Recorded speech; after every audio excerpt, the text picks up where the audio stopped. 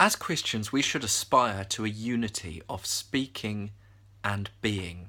What we say flows from who we are in Christ, and that is incredibly important.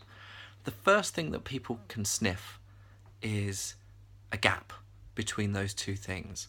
You think about first impressions and the number of different things that you are able to assume about somebody, their background, their life, where they came from, just any number of things about their characteristics. Within a couple of seconds, you know that we're built to sniff out any sense of hypocrisy or gap between who we are and what we say. One of the reasons I didn't consider the gospel seriously for some time was the Christians that I knew.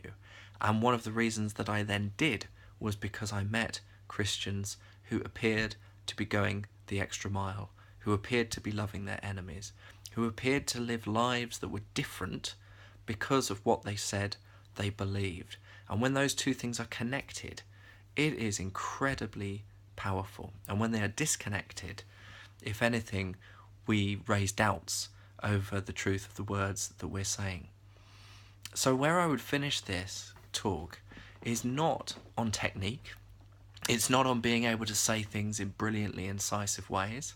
It's not about being able to ally things to superb illustrations. All of these things are important. The central thing, the best thing we can do if we want to talk in ways that are going to share the good news of the gospel with people, is that we can follow Jesus.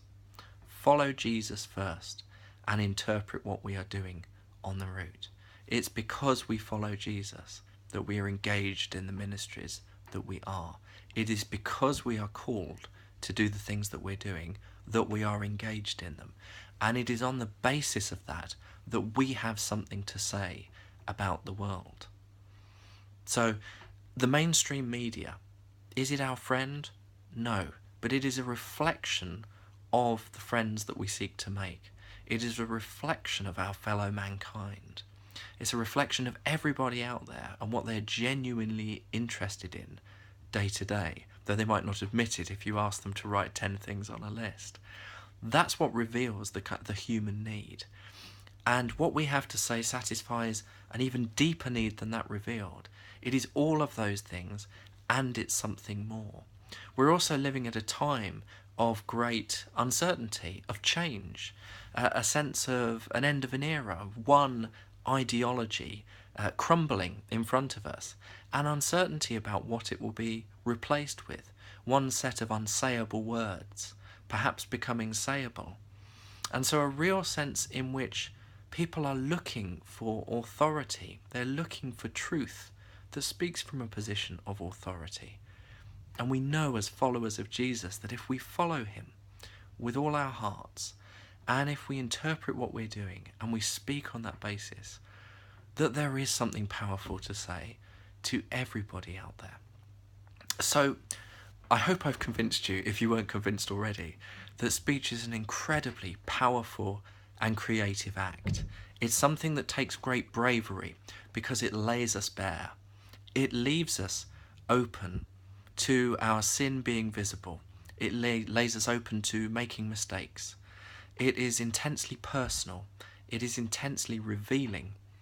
And that is part of its power. The other side of the coin is that it is where it is genuine. It is an incredible force. It has risks, and we need to be extremely careful that when we speak prophetically, we are sure that the power in our words comes from God and not from us. But when we reach out into a people that are yearning for truth and are yearning for explanations that will work when old ones seem to have failed, let's be people who are followers of Jesus, so that when we speak, we do so from a position of seeming distinctive, of having created a sense of an encounter with somebody that needs explaining. Encounters with Jesus were always transformational events in the lives of people in the New Testament. They are life-changing events when we have our encounters. Our conversions are extraordinary and miraculous events. If we can be people in whom something of Jesus is encountered, then we are creating a question in people's minds to which he is the answer.